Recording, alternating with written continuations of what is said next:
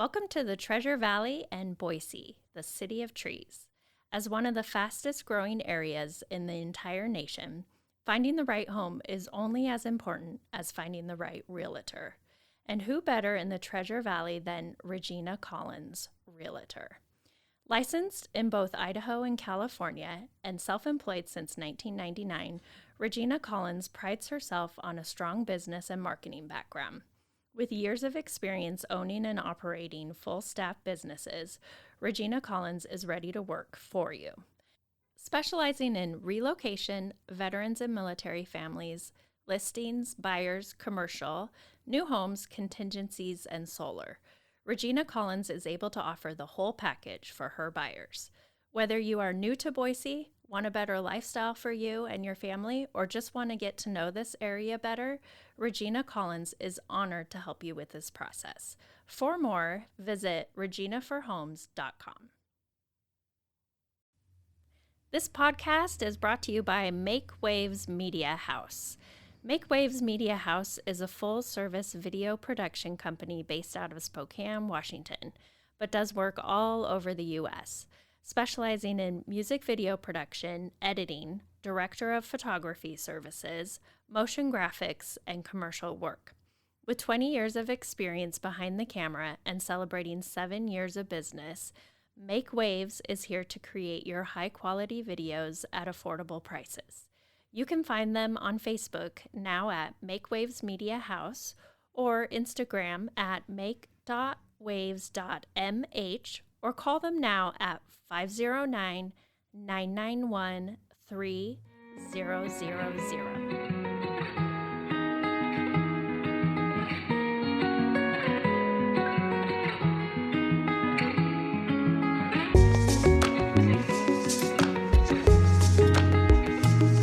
Welcome back to Alcohol Tipping Point podcast. I'm your host, Debbie Maisner, and I have a very special guest on today. You might know her as Sobriety Queen Connie, or just know her as Connie McMillan. And I'm going to let her go ahead and introduce herself, and we'll get talking. So thank you, Connie, for being on, and just tell us about who you are. And Oh, thank you so much, Queen Debbie. It is truly an honor to be here. Uh, a lot of people do know me as Sobriety Queen Connie. I am expanding my brand. So lately, if you follow me on Instagram, you notice that it says Connie McMillan.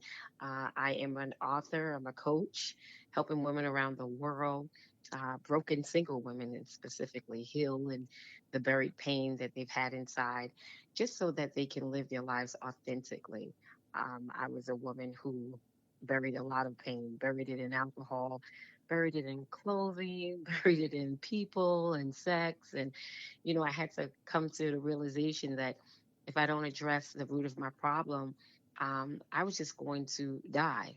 And I didn't want my life to end that way. So, eventually, after resorting to so many wrong things, I found a way to become courageous and say, kind of, you're worth the fight. You're worth it.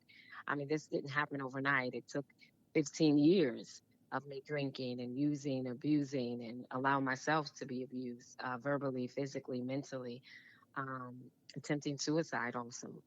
It took so much time. So, today, healed woman, confident, self loving, uh, understanding my purpose and walking in it boldly, and just happy to be able to help so many other women do the same.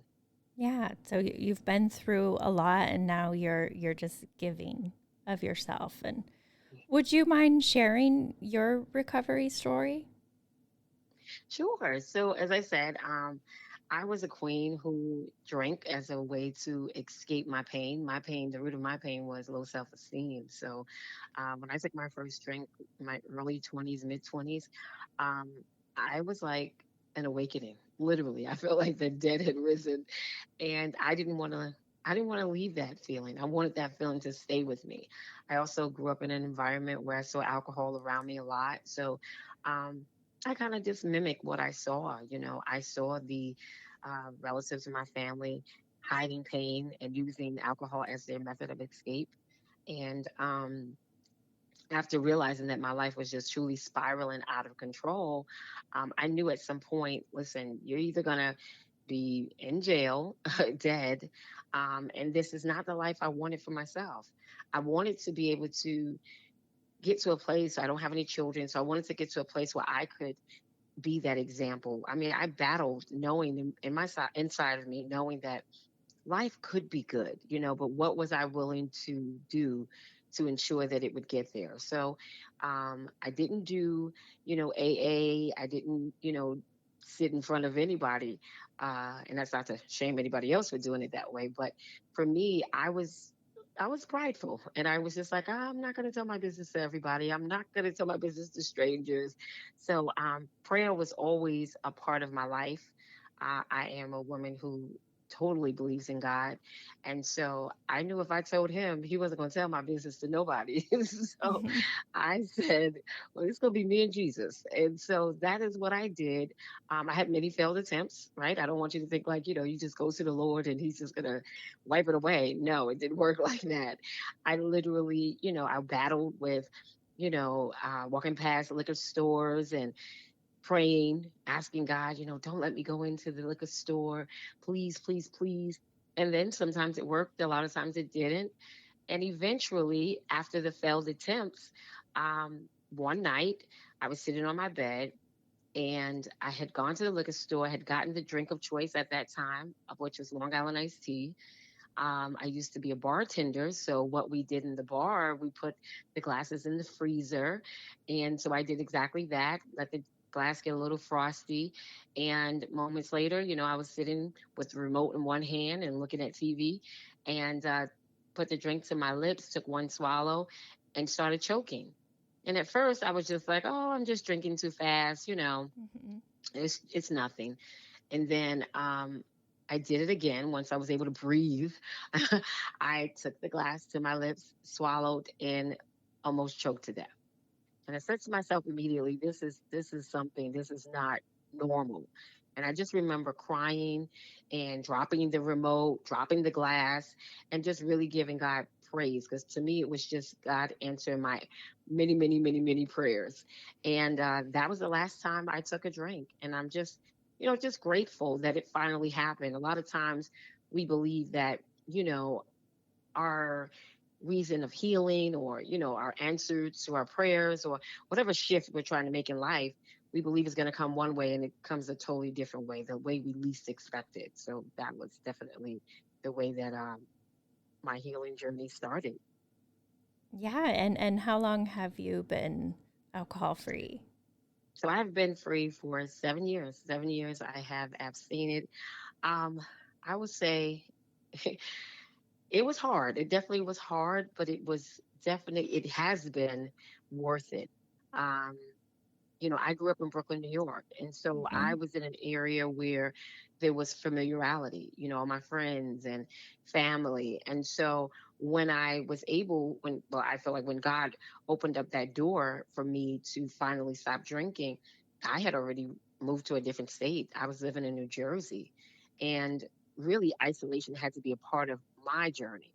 Um, there, I was able to not only abstain, but I was able to deal with the root of the problem. As I said, low self esteem. I was able to look and say, Connie, you've been living your life as a fraud for many years. You've been using makeup as a, way to cover up, the puffiness to your eyes and the dark circles. You've been using clothing as, a way to make yourself feel good in the moment, maxing out your credit cards. You've been living your life this way for so long. So it was in New Jersey where I was able to, deal and sit in that my truth, which was horrible. I was also newly divorced at this time, so I needed that time to myself. Um, so having that, transition in my life, being outside of my comfort zone, that definitely made a difference. Absolutely. Yeah.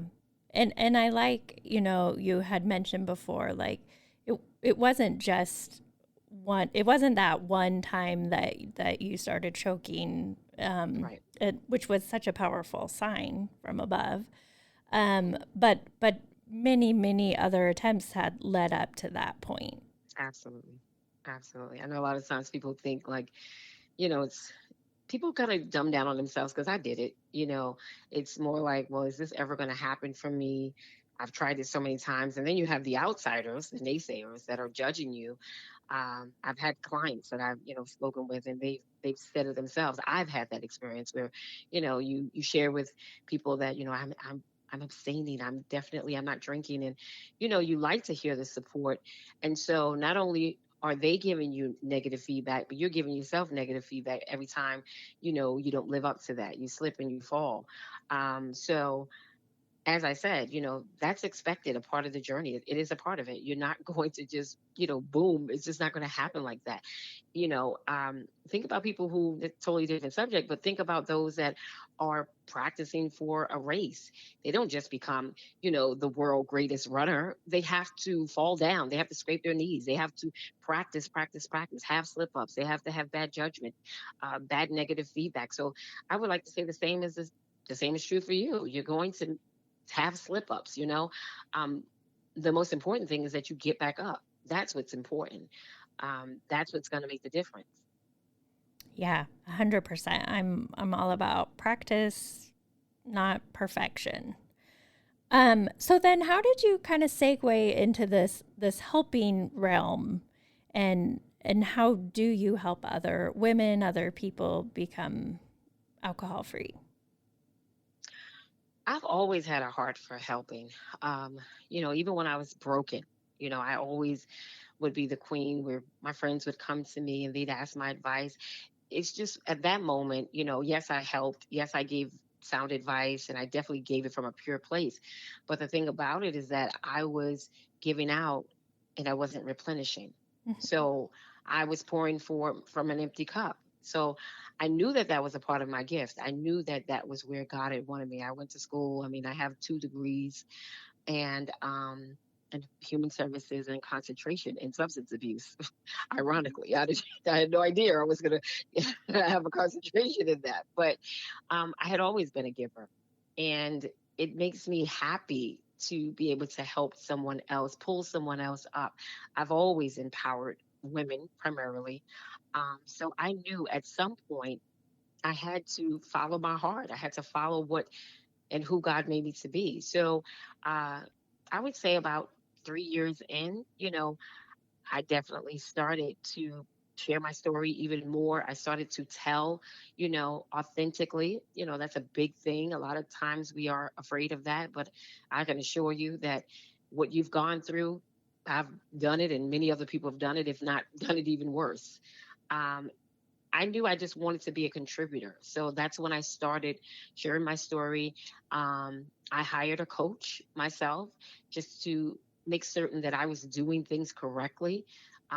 Also, got my certification as a coach. And so I just wanted to be able to pour back into the lives of many other women. I knew that I wasn't the only one that the bottom line was low self-esteem. I knew that. I attracted it. So I knew that was the case. And so I figured if I could help, pull myself with God's, of course, with his grace and mercy, if I could do it for myself, how many other women could I help? How many other women could I help, reach goals in their lives and live authentically, not have to hide behind a bottle, not have to hide behind makeup or hide behind any cover up? How many other women could I help, regardless of their age, regardless of, what their careers are? There are women in this world that, they have so much to offer, but because of the pain that lies on the inside, we kind of fall prey to that. We believe that we are what we've done instead of who we are. And so I had to understand that I had a contributing factor that I could share, that I could, tell someone the good, the bad, and all of the ugly of what I've done. And that's really how I began to attract a lot of my clients. And, it's just been a blessing. Really has been a blessing. Yeah, and so what I'm interested in, you mentioned that your pain point was your self esteem, and can you talk a little bit more about self esteem and how that had related to drinking, but how you healed yourself? Well, I had to, do some research, literally. Mine went back from my childhood. I grew up in a household where I was the darkest one of my family. So even though I had terms of endearment. My uncle used to call me Chocolate City. Hmm. And that, it was cool. I loved it. But then I had another uncle who called me Blackie. So, but that was his term of endearment. In my head, it was horrible. And I had crooked teeth as well. So I battled with a lot of demons, if you will. I told myself negative thoughts, and it just stuck with me for so very long. I remember, I wouldn't talk a lot because I didn't want my teeth exposed. I was teased in school. I didn't learn as quickly as my sister did, so I got left back in the second grade. I had a lot of challenges that I had to overcome, and I thought as I got older, I believed rather that things was getting better because now here I was in high school, and people began to accept me a little bit more. I didn't believe, I didn't understand that it was my clothing. I dressed when I was like fashion queen. That was really why they were accepting me. And it took work. It just really, really took work because after I realized that they were just, kind of, you are still struggling with this. This is why you're buying these top designer items. You're still struggling with with the low self-esteem that you have on the inside. So um through going to school, understanding, through having a coach, being able to dive and dig deep, journaling, that's been like so huge for me. Understanding, affirmations, reading my Bible, all those have been contributing factors to me understanding who I am today, the queen that I am. And that's another reason why I always address women as queens, because I want them to be reminded of who they are.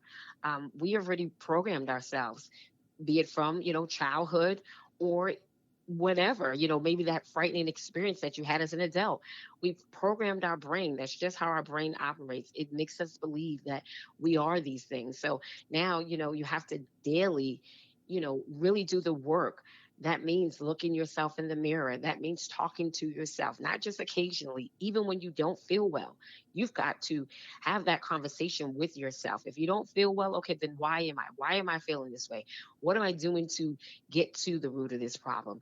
And who am I surrounding myself with that can support me on this journey? Am I being involved or, surrounding myself with toxic people that are adding, more fuel to the fire? Those are the things I've had to do. And, it's been a great resource to myself. It's been a great benefit to my clients. And yeah, that's what it's been. Yeah, and then another part of your work is related to financial health. And do you cross those over? Like how does sobriety or addiction relate to financial health? Oh my God. It relates to it tremendously, right? I budgeted my money into my alcohol into my budget. Like I had to make sure like if the bill didn't get paid, it just didn't get paid because I needed to have my Long Island iced tea. It sounds crazy today, but that was my reality. And that's a reality for a lot of people. So in that case, you really become even more stressed out, even more inclined to drink, even more inclined to have negative, excuse me, accounts on your, on your in your life, and that's not something you want to do. So I believe that when we make small adjustments, understanding that listen, finances are attached to our lives, they're going nowhere. They're either going to pull you up into a space and place of, where you could have generational wealth, or they're going to pull you down and suck you dry. So I think they're closely related. Life is about understanding that we have to tackle every area of our life. So you start at the bottom where the root is. Again, for mine was low self esteem, and you work your way up. And you'll add slowly. You'll begin to add, you know, that feeling of feeling great about yourself, making great choices, attracting the right company. You'll slowly rebuild yourself. It does take time. It does not happen overnight, and it definitely happens with a support system. Yeah. So are you still doing financial health coaching? Do you mentioned that you've pivoted a bit, like you're not just sobriety queen Connie, you're Connie McMillan. Like tell me more about what your pivot's been, what you're doing So now. So with regards to the financial, of course, if Mm-hmm. you and I are working one on one, if that is the reason why you came to me, then so be it. But that is not the focus, right? Um, that's not what we're going to talk about at the top of the conversation. So, as I said, I help broken women heal from buried pain, to change their perspective, to live in purpose. So, we want to get to the root. What is the root of your pain? um, and that's going to be a variation. For everybody else, it's going to be different, right? Not everybody else is going to have the same response. Some people will come to me because drinking is the issue for them. Some people will just come, listen, I've got low self-esteem. So as we're building on our journey together, we may cover that financial aspect, and we may not. It just really depends. It's going to be different for everyone. Got it. So you have kind of brought in to help even more people, even just Absolutely. because we all have some sort of pain, and we're Absolutely. not perfect people. Right. Right. I mean, I felt like sobriety, which, is absolutely phenomenal, but I knew that my life, it definitely expands more outside of sobriety, right? Mm-hmm. If someone's carrying pain and they're like, listen, drinking's not my problem, but I still need help. I didn't want to box myself in any longer. So to be able to expand myself in a way where I can help more and more queens, that's that's just something I wanted to do. And because spirituality is a big part of my own journey, that's tied into there too. So yes, do we cover God inside of this? Yes, we do, because I believe that prayer is, so important in our lives. For those that obviously that are my clients, those that have a faith walk. Everyone's not going to be my client, and that's just the reality. But I've had clients where, you know, they definitely that was a part of their life. Faith is a big part of their life. So we had no problem working, and we have to be in alignment. There's no other way to work with someone. And so it's just been an enormous blessing in my life to be able to help queens of, and as I said, of all walks of life. I've worked with social workers. I've worked with women in IT. I've worked with so many different, variations of women. And, you'd be surprised of how many struggle, be it with drinking or just self-esteem. As a woman, we have so much on our shoulders, right? I mean, we're nurturers by nature. But if we're not strong, or rather have a strong foundation, if we don't know who we are, we crumble. And unfortunately, the rest of the family will follow. So for me, I just wanted to change that. I wanted to disrupt that pattern for my own family. As I said, I grew up, where drinking was very present. And, I no discredit to my mom, her sisters, but I did see the pattern. And if I didn't break that pattern, and it's still a challenge, I go to my sister's house, and, they've asked me in the past, how do you get the name Sobriety Queen? I'm like, she gave it to me. I would go and visit, and she say, put your bottles away. Here comes the Sobriety Queen, and I just ran with the name. But my point is, if I didn't stand up, to take that risk, and to be unafraid to say, listen, alcohol, it doesn't serve us. We're at functions, be it good, happy, sad, or bad, we still have this substance. And guess what? We're cheating our lives. Family members have passed on, and they're no longer here. The matriarchs of our family are not here. So who's going to be this person to stand up? And that's what I would say, even to your own audience.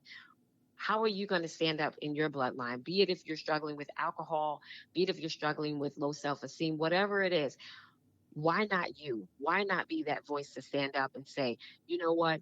I do have everything inside of me. I may not know what it is, but I have the ability to stand up and become that voice for my family. Why? Because no one has done it as of yet, and it's time out for it. I'm going to do it. And that's what I would say.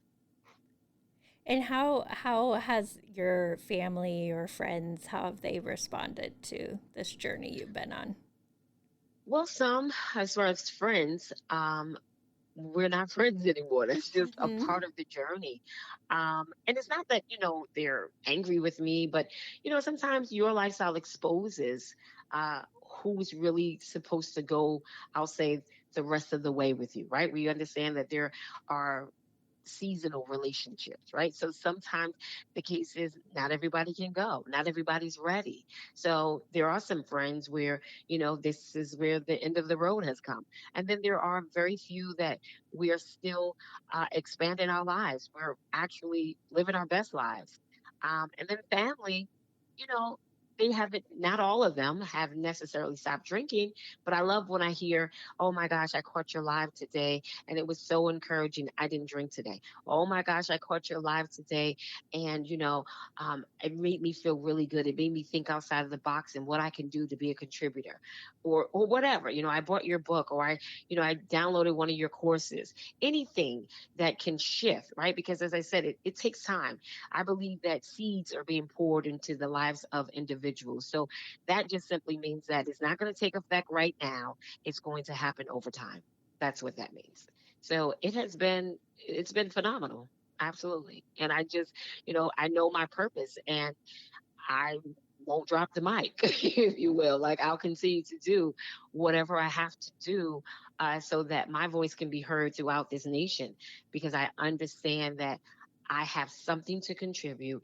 And that is what I would say to your audience. You have something to contribute. It does not matter where you started, how many times you messed up, how many times you failed. That has nothing to do with it. Absolutely nothing. You still have what God has put on the inside of you, and it needs to be pushed out. You just have to be, you have to find yourself worthy enough to do that and align with those that can help you, be it a coach, be it a therapist, be it whatever, a group. You have to align yourself with that because you don't know what you don't know. Yeah, that's beautifully said. And I mean, you are, like you said, you're planting the seeds and you're living by example, and that's beautiful. Um, Thank you. what would you say are some of your top tips for quitting drinking? Know that it's not an overnight success, right? If you've fallen down, if you've tried, I don't care if you tried 100 times, keep trying. Don't stop. Don't say this is it. This is just how I am. This is just the way I was made. Watch your words. Be very careful with your words. So a man thinks, so is he. So be careful with how you speak to yourself because you are the first to hear it. That's one. Two, um, if you want to make a decision to stop drinking, it's going to first, yes, come with admission. I have a problem and this doesn't work for me. This works against me. One way you can find that out is, just how often you drink and why you drink. Are you drinking because, you want to fill a void? Are you drinking because it's a special at Red Lobsters or I don't know, BBQs or whatever? Why are you drinking? What makes you go into that restaurant? Those are ways you can answer if you have a drinking problem or not. If this thing is if this substance is controlling you and you're not controlling it. Another thing I would say is be very careful of the friends that you surround yourself with. Um, they're either contributing to your drinking, or they're individuals that want the more of you, the better of you, rather. Be mindful of that and as I said, just and get the help that you need. If you realize that and recognize and accept that alcohol has not been a contributor to you, take the steps necessary to get the support. And it does not have to be necessarily the traditional way. Follow some people on Instagram, see how transparent. I mean, there's so many different ways, but you can start there. Follow some people on Instagram, see the variations of people that have transform their lives and the lifestyles that they now live. Hear their stories. I guarantee you'll hear something that you'll be able to connect with. Um, and if that's not, if you're not a social media person, then hey, then maybe you might want to go to a meeting or again, hire a coach or get yourself a therapist, get yourself the support that you need and just be kind and gracious to yourself. Don't think it's going to happen overnight. It will eventually happen though. Yeah, those are all fantastic. And then what would you say your future plans are? What do we Oh, wow. expect from you? Yeah. Well, definitely I definitely want to do some speaking engagements internationally. So that's really my main goal, speaking overseas, letting queens understand who they are, who God has created them to be, um, helping, change the trajectory of their lives, their families' lives, building them up so that they can become the warriors that God has created them to be. Understanding that your story means it has meaning. So just really that I would say internationally. That's just I want to be shared internationally, have my story shared internationally. Um, Another book, of course. I'm working on my second book, so that should be out, and it's mostly focusing on healing the pain. Um, and that's really it. Well, we should mention your first book. Talk a Oh, little bit about that. so my first book is Alcohol Fiend to Sobriety Queen. 25 tips to putting down the bottle and picking up your crown. And that is a guide, helping you transition, going from that fiend, going from, the person who drinks. And that's just what I call myself, a fiend, because that was the truth of my, that was the truth Hmm. matter. But going to the royal queen that you are, uh, it's a guide showing you, what's to be expected. How do you transition from one group of friends to another? How do you answer questions in circumstances when you don't want to drink? What do you say in those circumstances? In those surroundings. So I just give a little bit of everything, and then like the last is again identifying if you have a problem or not. It's an absolute great book. It has traveled around the world. I'm so proud of it. I'm really really proud of my first baby. Just being able to help women see their worth, um, even through the start, right? Because a lot of times we feel like, well, I've had a rough start. How could God use me? God used all the people in the Bible who were least expected to be used. They didn't find themselves worthy either. So to me, that just says if you are a person that's listening and you're really dumbing down on yourself, you're really focusing on all the things that you've been telling yourself and possibly that others have told you, I promise you, you're most likely the best candidate for the position. You are. I can guarantee you. And so then your next book is about healing. Yeah, that's going to be about, how you can heal your life through the root of the pain. It's just, I'm still working on it. I'm still praying and asking God, like, listen, but I know it has to do with healing. And so I don't know if it's going to be another guide. It probably will. But I'm looking forward to that. The sobriety queen, alcohol fiends and sobriety queen. I feel like it just targeted just people that were struggling with alcohol, whereas, Hmm. healing the pain can be for any and everyone. So yeah. Yeah, well, that's fantastic. I'm looking forward to that. And how can our listeners find you? Well, you definitely going to find me on Instagram. Hmm. uh, just by my name, Connie S. McMillan. You can follow me over there. Also, I'm on Facebook as well. You can check out my website, ConnieSMcMillan.com. Shoot me an email if you have any questions, book a call, freedom call. That's what I call them. And let's see how we can just get your life to the place of authenticity, healing, and the journey that you so desire. You're worth it, and it wants you. So that's how you can definitely connect with me. I look forward to hearing from you. Well, thank you so much, Connie, Queen Connie, for being on. I really appreciate it. I Thank wish you. you It's the been a very pleasure. best, and I look forward to your worldwide domination. Maybe not domination. What should we call it? Your I reign, well, we'll say impact. impact. It's yeah. Well, this has been fantastic. Thank you so much. Attention Idaho and California residents. If you're shopping for a mortgage, contact PacFi, a mortgage brokerage with the top wholesale lenders in the nation. They are committed to simplifying the mortgage process, saving you time and money. Call 858-442-7048 or visit pacfi.com. NMLS number 1462943, Equal Housing Lender. Thank you. It's been an honor. Have Have a beautiful day. You as well. Thank you.